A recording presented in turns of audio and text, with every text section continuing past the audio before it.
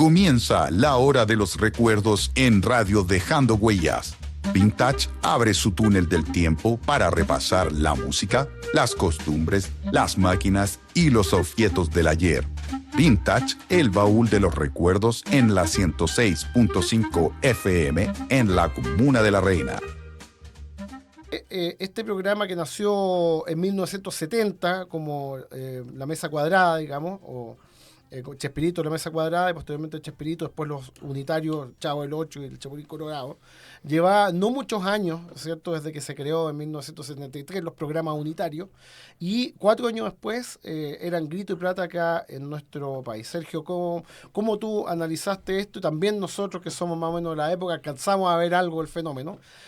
¿Cómo fue el contexto de por qué estos programas fueron tan exitosos en esa época y eso, a su vez, contexto de la visita que fue tan exitosa, ¿no? A ver, partiendo un poco por un disclaimer, yo no he visto la serie, tengo pendiente hacerla por razones profesionales, pero obviamente tengo clarísimo quién es Chespirito, fui como casi todo el mundo, creo, en algún minuto espectador de su programa sin ser fan, lo veía, lo seguía en sus distintas repeticiones. A ver, el año 77, si hablamos primero de contexto a nivel país, es un año particular, estamos hablando de un momento que yo diría como de bisagra de la dictadura. Es el año del famoso evento de Chacarillas, donde la dictadura por primera vez presenta su plan político, claro. Es decir, que empieza a cerrar una etapa marcadamente terrorista, no es que después se pacifique, pero empieza a pensar en su proyección, en su institucionalización. Es un año en que la dictadura empieza a poder mostrar buenas cifras a nivel económico, se empieza a hablar de este milagro que se demostró después muy breve, con la crisis del año 82-83. Es el año en que desaparece la DINA, que es reemplazada por la CNI, como un hito también de este tránsito más institucional. Y bueno, ahí la televisión entra a jugar un rol importante porque como objeto también ella representa esta supuesta bonanza económica, como un bien más que estaba disponible para los chilenos que supuestamente experimentaban este boom económico. Es una televisión que se está expandiendo, que precisamente en los años 70 consolida su presencia a nivel nacional a través de la red de televisión nacional. En el caso de los canales universitarios, estos también se expanden, empiezan a expandirse fuera de sus ciudades de origen. El de Valparaíso lo hace en Santiago, el Canal 13 se expande por las ciudades más densamente pobladas, de manera tal que ya estamos en presencia de un medio cabalmente masivo, orientado al entretenimiento y, sin ninguna duda, el medio más influyente y también el medio más claramente oficialista. Eso es bien interesante porque tenemos, si bien existía censura a todo nivel, por supuesto, hay una cierta diferencia en cuanto a que uno podía en los años 80 encontrar algún tipo de radio con un perfil más independiente, lo mismo con la prensa escrita, pero la tele no, la tele era muy marcadamente pro dictadura. Ese es más o menos el contexto que encuentra la visita de Chespirito y su elenco el año 77. Y en ese sentido, el programa, yo lo que he leído es que se da 3 veces por semana, era realmente un exitazo, y fue un exitazo a nivel continental, digamos, el mundo habla hispana en general, incluso en España se ha visto. Pero fíjate que es porque había factores identificables que cualquier país lo podía interpretar, incluso trascendió el idioma, que fue éxito en Brasil años después, con doblaje y todo, y también los dobladores de la serie son muy queridos. Entonces era como esta vecindad, sobre todo el Chavo del Ocho, el Chapulín Colorado en parte, pero sobre todo el Chavo del Ocho eran elementos identificables en cualquier país de Iberoamérica, ¿no? Sí, es bien difícil como dar así exactamente con la razón del éxito. Obviamente no podemos desmerecer el talento de Gómez Bolaño y su equipo, que creo que para todo el mundo son muy graciosos, o eran muy graciosos. Pero hay también, desde mi perspectiva, esto quizá una hipótesis, no tengo cómo probarla, hay algo de esto, de una especie de universalismo latinoamericano, que finalmente esa vecindad de esos personajes son bien reconocibles. Yo lo comparo un poco en este sentido como con Condorito, que también se lo apropian en Perú, se lo apropian en Bolivia, porque, claro, porque no es, o sea, es chileno, pero no lo es al punto de, digamos, cerrarse a estas otras apropiaciones. Con la vecindad yo siento que pasa un poco lo mismo, esa experiencia, esa cierta precariedad, esa humildad, esos personajes, ese modo de vida son muy transversales.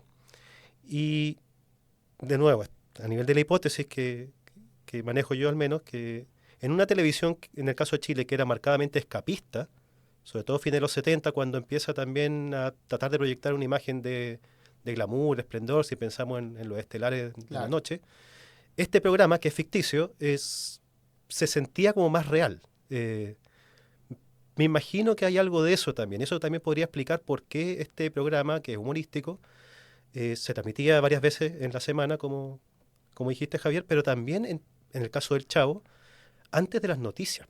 O sea, no sé si se usaba el término horario prime, pero casi está. O sea, las noticias en ese minuto eran 8 de la tarde, 8 de la noche, y el Chavo en Televisión Nacional iba antes. El Chavo se empezó a transmitir en el año 76 como parte del bloque infantil de tía Patricia, me parece que era o Gabriela Velasco, alguna de las dos. Sí. Pero pegó tan fuerte, le fue tan bien que se independizó de este bloque y llegó a este horario prime o casi prime. Chapulín Colorado le fue muy bien también, pero a diferencia del Chavo, yo diría que el Chapulín estaba más bien como encapsulado en una audiencia más bien infantil.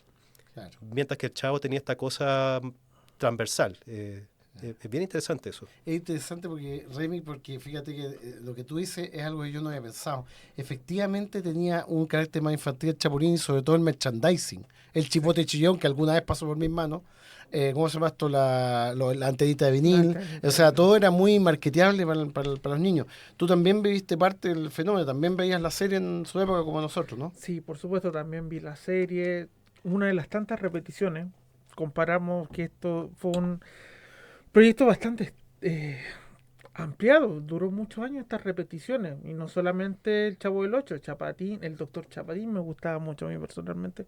Hay muchos que no lo recuerdan, yo siempre me he hecho la pregunta y me gustaría saber por qué crees que no es tan reconocido.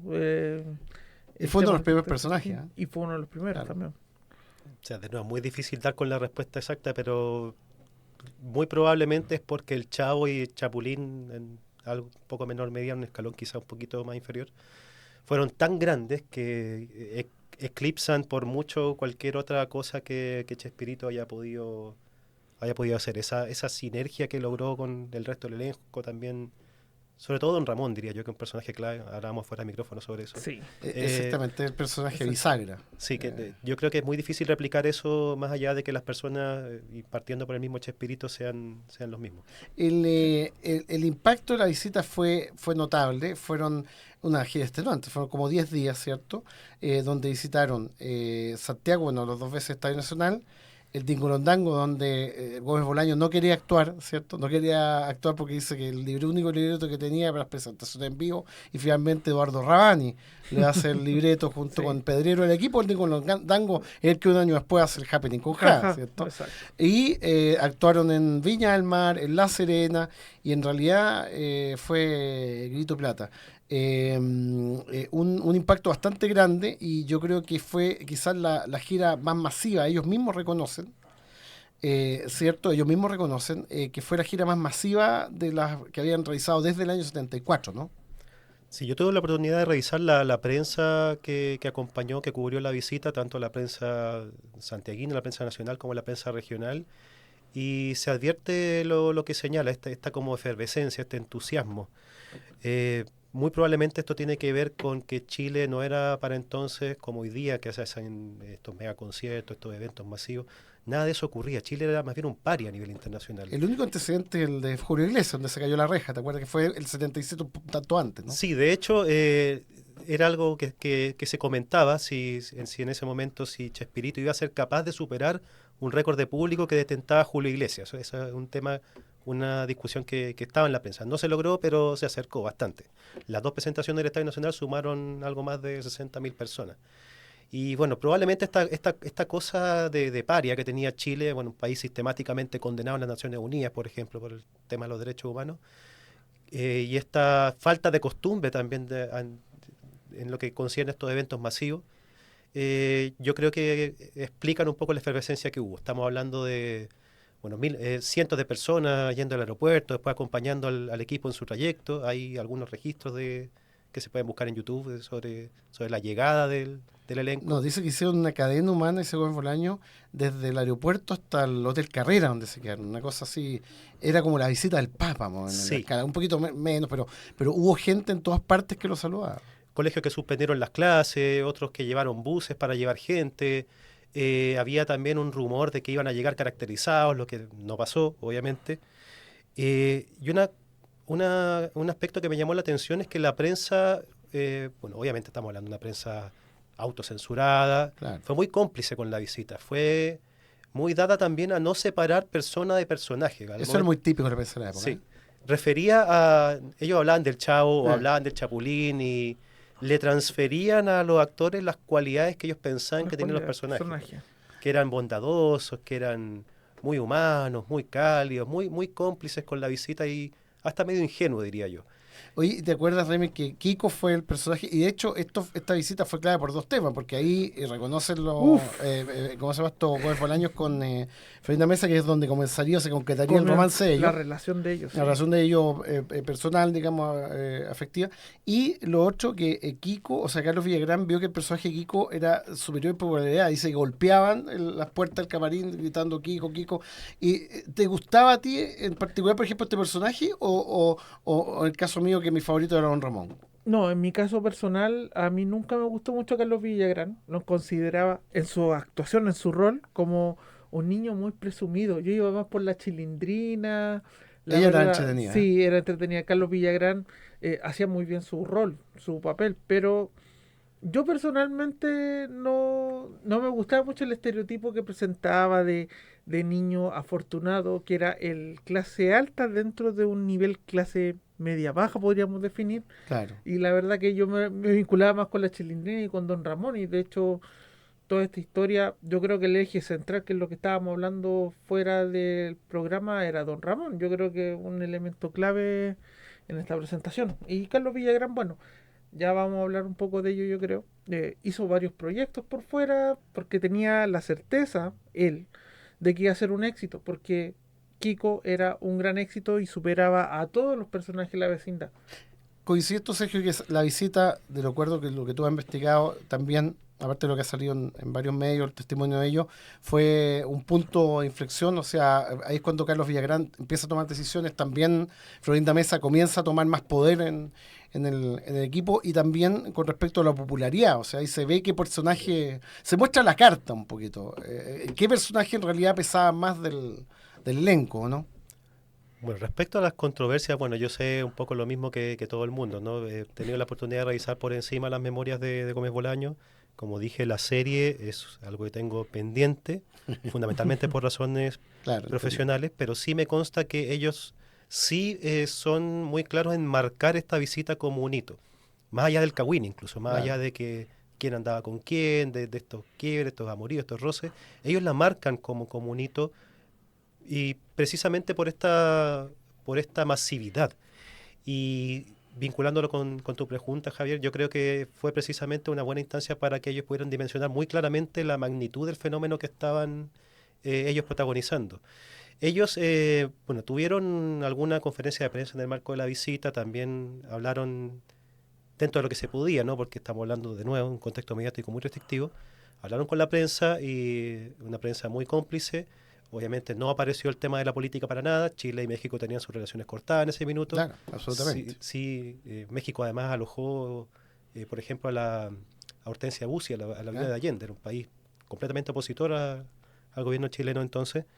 Ellos también fueron muy hábiles en esquivar cualquier tipo de pregunta que pudiera ser incómoda. Y lo cuestionaron, fíjate, a Gómez Bolaños por haber aceptado actuar en el estadio donde habían estado los presos políticos, donde se había torturado, ¿no? Sí, en México. Lo cuestionaron en México, y su respuesta fue algo así como: de haber sabido, yo habría actuado de todas maneras, porque bueno, que había que llevar a la alegría a toda esta gente, qué sé yo. Claro. Y que si fuera por eso no podría actuar tampoco en México, porque también tenemos una historia, digamos, parecida, en el mismo Zócalo, el sitio. El Zócalo. Como ese ejemplo. ¿Qué me va a decir? me bloqueé. No sé. No, pero lo que pasa es esto, pero es una buena oportunidad, Sergio Reyes, para ir a una pequeña pausa musical, porque tenemos algunos temas relacionados con la historia de Chespirito.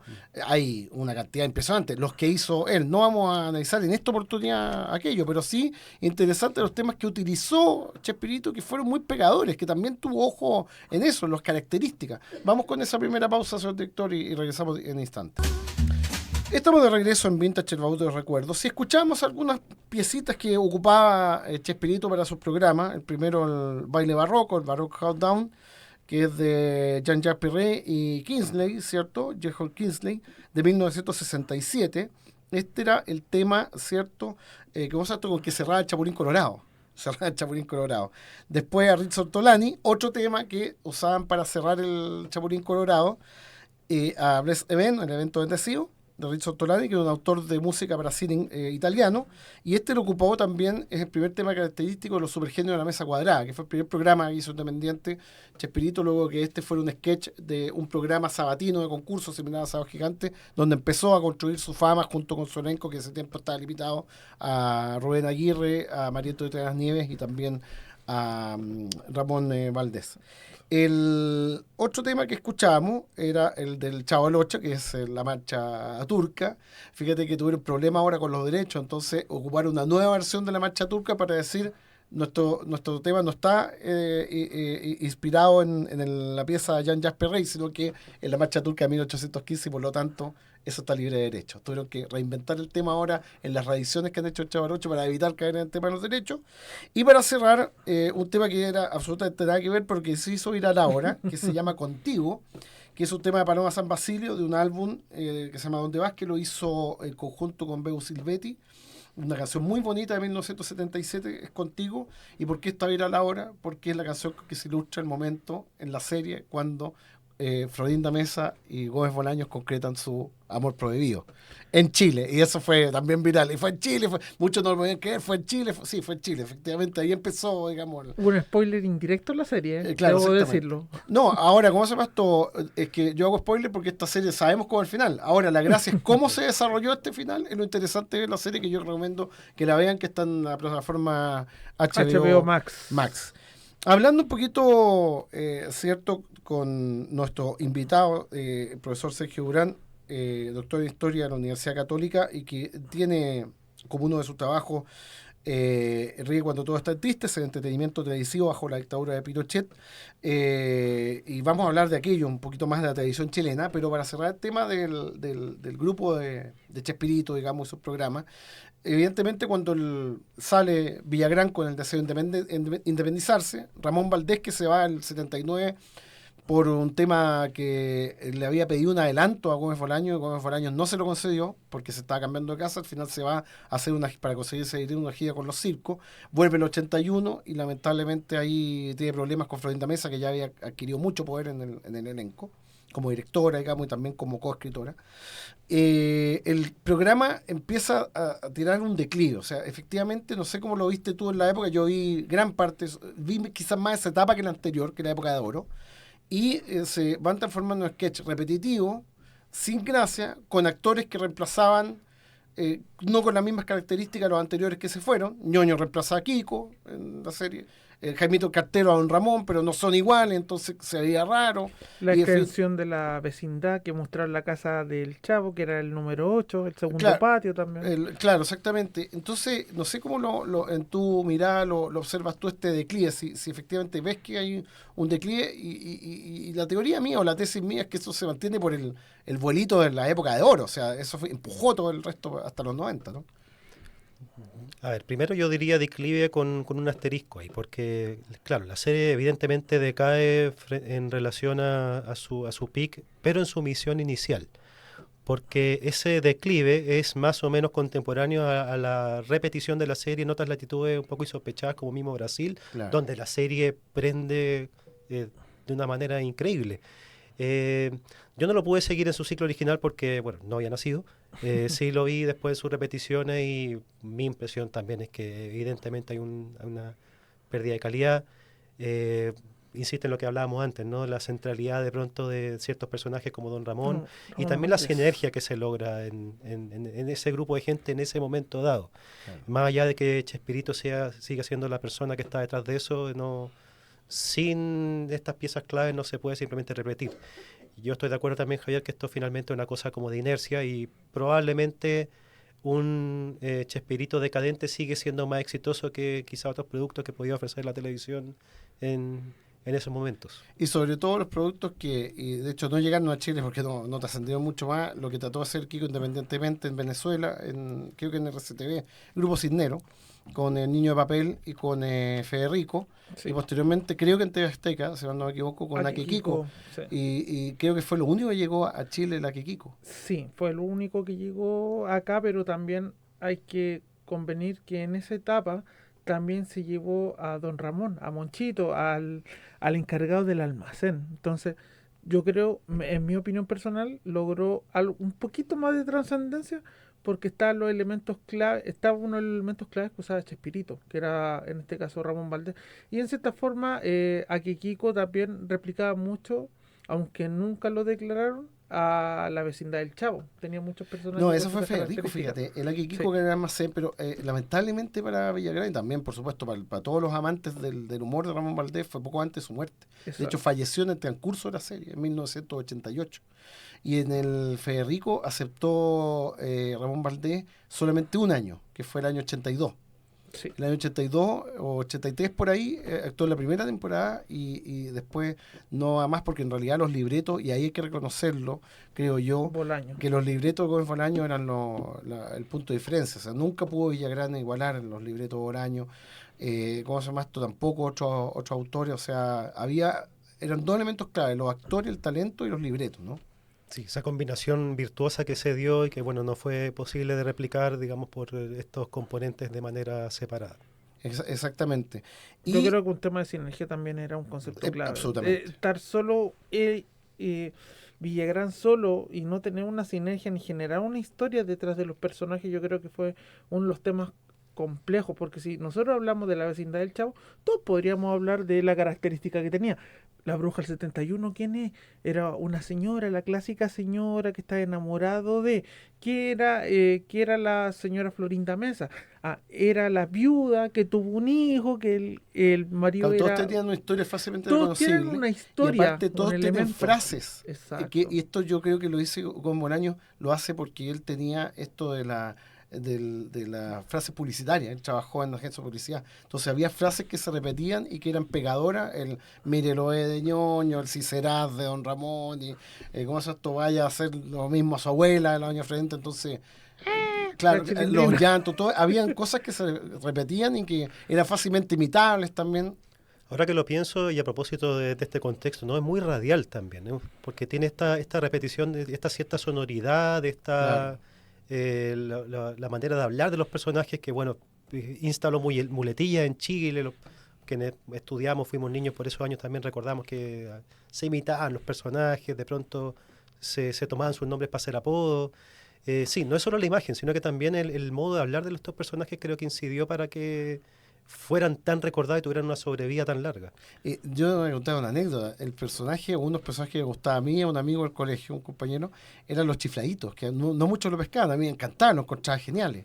Y hacíamos un sketch en el colegio con los chifladitos, yo era el Chaparrón Bonaparte y mi amigo era el Lucas Tañeda, entonces muy fácil el libreto, porque, oye Lucas, ¿sabías que tú y yo estamos locos? Sí, que estamos locos, no hagas caso, Lucas. Así. Licenciado, dígame licenciado. Gracias. muchas gracias. No hay de queso, nomás de queso, papa. Increíble la genialidad en poco, o sea, en frases tan básicas, digamos. Sí. ¿Gusta tomarse una tacita de café? Claro, lo mismo, y se repetían siempre. Un poquito antes de irnos al siguiente bloque, señor director, para conocer un poco más de Sergio y su trabajo con televisión. Tú tuviste cierto trabajo muy interesante volviendo a nuestro país, digamos, saliendo un poquito del Chespirito, el universo, el Chespiverso, como se van a llamar ahora, en la serie Los 80. Cuenta un poquito cómo fue este trabajo en la serie Los 80, que también fue un fenómeno acá en Chile.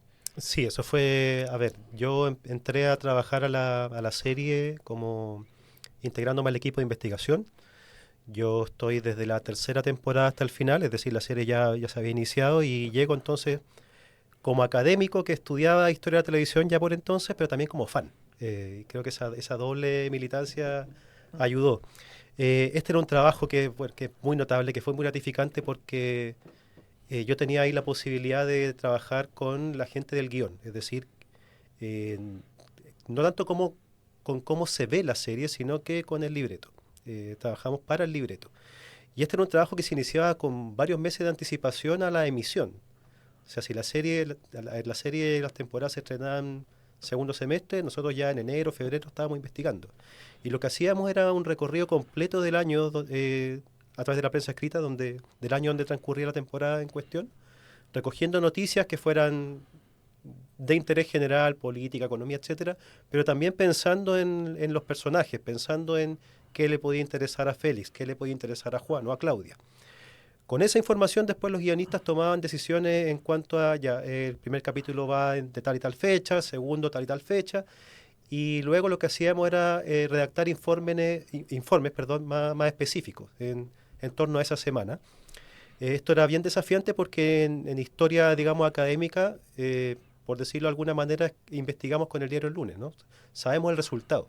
Claro. Aquí teníamos que dar una visión completa, pero también de una manera que fuera cercana a cómo lo podía vivir una persona que no tiene esa información completa. Entonces fueron muy útiles, por ejemplo, los reportes pensando por ejemplo en noticias relacionadas con derechos humanos, los reportes de la radio cooperativa, que era de las pocas que tenía una mirada más independiente. Entonces lo que la radio transmitía, por ejemplo, a las 8 de la mañana es distinto que lo que transmite a las 12, lo que transmite después en la tarde. Y fue muy gratificante, como decía, porque después yo veía eso reflejado en la serie. Entonces muy pocas veces uno como académico, como historiador, tiene la posibilidad de ver el fruto del trabajo de uno de esa forma. De pronto, no sé, se escuchaba la voz de Sergio Campos, que era el locutor de la cooperativa, leyendo tal o cual noticia, y yo podía después decir frente a la tele, yo le pasé esa noticia. Entonces fue muy entretenido, lo pasé muy bien y bueno, de ahí me mantuve hasta el final de la serie. Creo que 5 temporadas creo que estuve. Un trabajo genial. Vamos a hablar un poquito más de aquello y de otros trabajos que también has realizado interesantes con respecto a historia de televisión. Y dejando un poquito adelantado, profesor Sergio, que algún día nos vuelva a visitar, porque en realidad hay tanto que hablar de historia de televisión que está interesante y que se pierde un poco en el fragor del siglo XXI con la televisión actual. Y justamente queremos preguntarte en el cierre del próximo bloque, ¿qué te parece lo que pasa con la televisión actual? Que yo en realidad reconocer veo cada vez menos. Pausa y regresamos con pausa musical y regresamos, señor director. Seguimos haciendo Vintage, el baúl de los recuerdos, acá en la 106.5 de la Comuna de Reina y el Instagram Live. Saludos a la gente del Instagram, ¿cierto? Radio Dejando Huellas, o @ Radio Dejando Huellas, mejor dicho. El día como hoy en la música, lo que escuchábamos. Un día como hoy fallece Lynn Anderson, que cantó este tema espectacular de 1971. Rose Garden, espectacular ese tema que pegó muchísimo en esa época por allá y también posteriormente en Chile, sobre todo lo tocaba mucho Radio Oasis, que siempre la recuerdo acá con maestros de las radios como es Julián García Reyes. Andy Gibb, un día como hoy, llegaba al número 1 con I Just Wanna Be Your Everything, que nos visitó en Chile. Incluso estuvo en Amigos Siempre Amigos, ese programa que hacía en región. Hay un video de él actuando en una plaza en Iquique, una curiosidad pero preciosa que la pueden buscar en YouTube porque está, y que lamentablemente también vino a Viña en el 84, Festival de Viña, que contaría su triste fin en 1988. Murió súper joven y un poco antes de integrarse de vuelta al grupo, digamos, o sea, integrarse por primera vez, porque él siempre hizo su carrera fuera de los Bee Gees, fuera de su grupo de los hermanos. Y un día como hoy, en 1988, Steve Winwood, ¿cierto?, lograría el número 1 con este Roll With It, Baby, que realmente era un tema que pegó muchísimo también ese año, también estuvo por ahí en algunas películas. Steve Winwood, que se salió a la fama en los 60 con el Spencer Davis Group. Siguiendo con el tema de los 80, junto a Sergio Durán, profesor, cierto, doctor de Historia de la Universidad Católica, tu trabajo en los 80, yo te digo que, o sea, el trabajo tuyo, de todo el equipo, fue espectacular, hasta en detalles como el tema de Martín, que lo hablamos con la gente del Instagram, en la escuela de aviación, que el banderín del vuelo solo, que se pegaba en la cabina, los aviones de la época, el bautizo, ¿cierto?, los uniformes, hasta trajo vocaciones de la gente del mundo militar, cosa que, bueno, la serie en realidad del gobierno de la época mostraba la realidad y por lo tanto era crítica. Pero lo cierto es que se hizo un verdadero trabajo que eso congregó a toda una generación y le permitió, fue la puerta de entrada para nuevas generaciones de conocer lo que pasaba en los 80, ¿no? Sí, de todas maneras, lo hablábamos antes, ¿no? Es un buen ejemplo de cómo los medios de comunicación, bueno, también a propósito del bloque anterior, la serie Chespirito es un buen ejemplo de aquello, cómo nuestra memoria está cada vez más modelada no solo por nuestras experiencias directas, sino que cada vez más también por ciertos productos de la industria cultural que pueden pesar tanto o más que las propias experiencias en cómo es que reconstruimos el pasado. Esta fue una serie que llega en un momento particular, además, donde tenemos una generación que vive el golpe con cierta edad, una generación que nace en la dictadura, como la mía, y una generación ya de nacidos en democracia.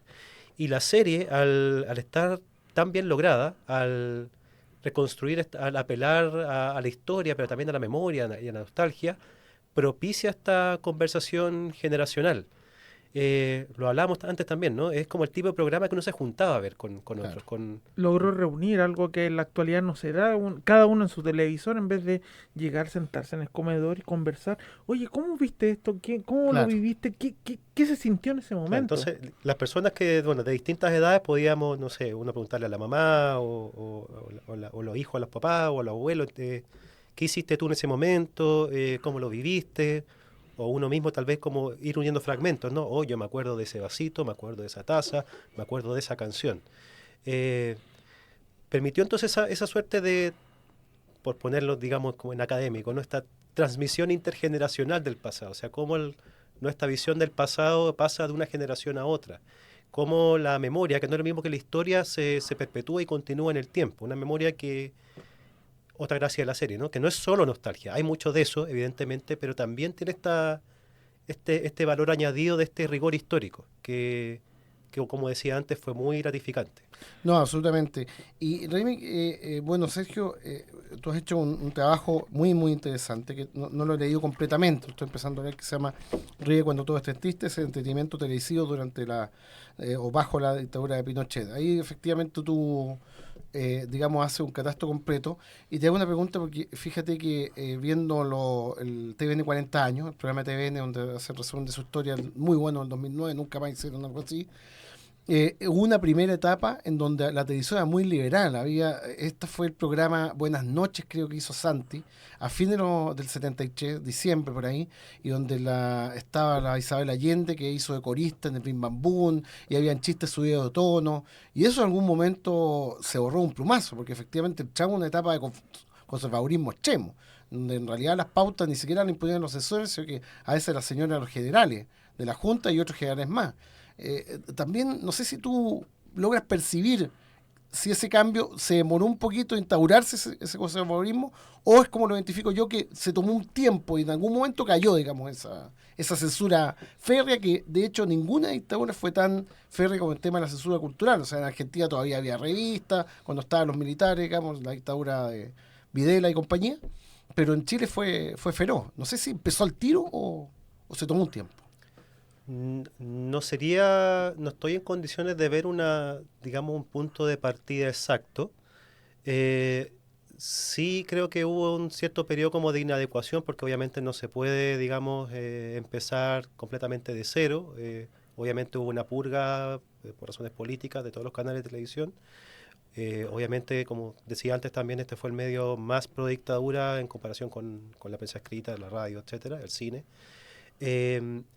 Pero este conservadurismo, lo llamativo que he observado es que era una cosa bien discrecional, porque aquí no había necesidad tanto digamos, de un censor que estuviera encima, porque la tele, al estar ligada con el gobierno, en el caso de Televisión Nacional, o indirectamente en el caso de las universidades que también tenían rectores designados, no era tan necesario, digamos, estar permanentemente haciendo un control de contenido. Entonces, más bien pasaba esto. Bueno, tú lo graficabas con esto de las señoras de los generales, porque era efectivamente así, era bien discrecional, dependía a veces del criterio o la falta de criterio del controlador de turno. Hay muchas historias bueno, de Televisión Nacional en particular era bien errático en su manejo en este sentido, entonces podía ocurrir que de pronto un militar en la misma convivencia con la gente del medio terminaba chasconeándose un poco. Es como el gol que les pasaron con Sabor Claro. Latino.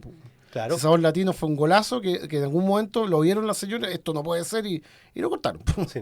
Luego venía otro que podía ser de línea más dura, no sé, luego venía otro que tal vez ya estaban pensando, digamos, en instalar la candidatura de Pinochet como candidato único al plebiscito, entonces dicen, no, tenemos que ser así, tenemos que ser así, pero todo muy cambiante, muy arbitrario, lo que se prestaba también para equívocos, sobre todo en las transmisiones en vivo.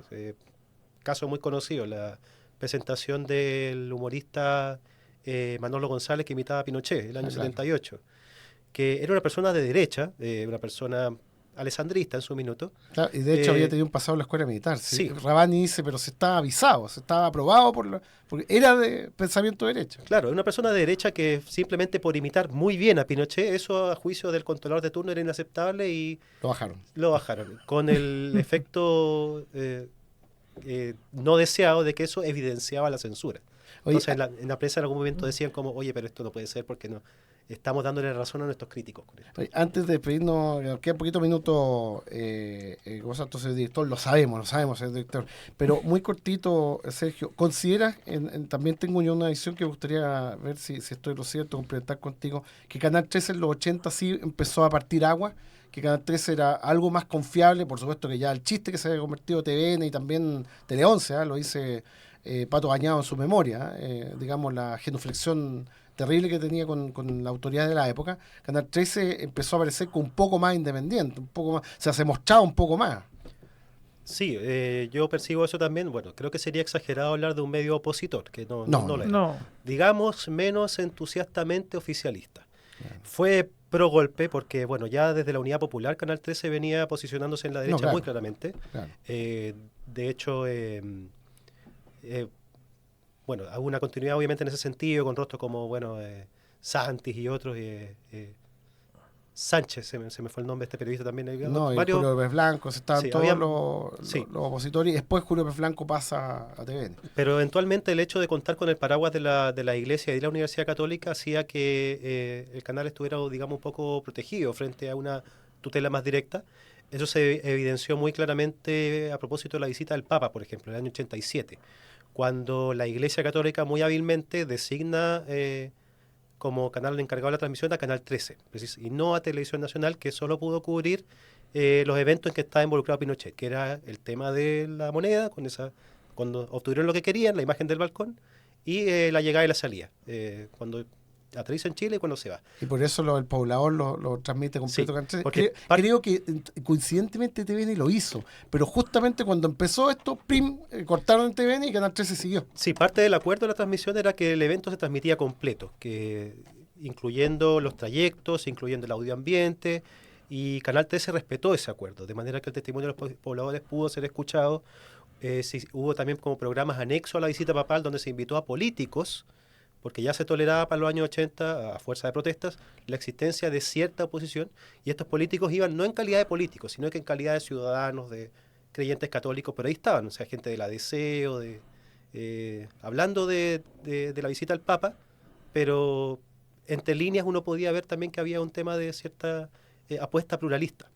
Y eso se transmite, bueno, después cuando empiezan los programas políticos, también Canal 13 el que transmite ya el famoso Dedo de Lagos. Claro, el de cara al país. Mucho después fue el programa de TVN político, creo que después del plebiscito. Lamentablemente eso nos acaba el tiempo. Sí, así veo. Pero te dejamos te iba a comentar el tema, bueno, Canal 13 también hizo los grandes programas. Viva el lunes, yo no lo puedo evitar después de no hablamos puro de los 80, hay sí, como para cuatro programas más, así que vamos a tener que alargar temporada, y eso es un anuncio que vamos a hacer más adelante porque vamos a alargar nuestra temporada.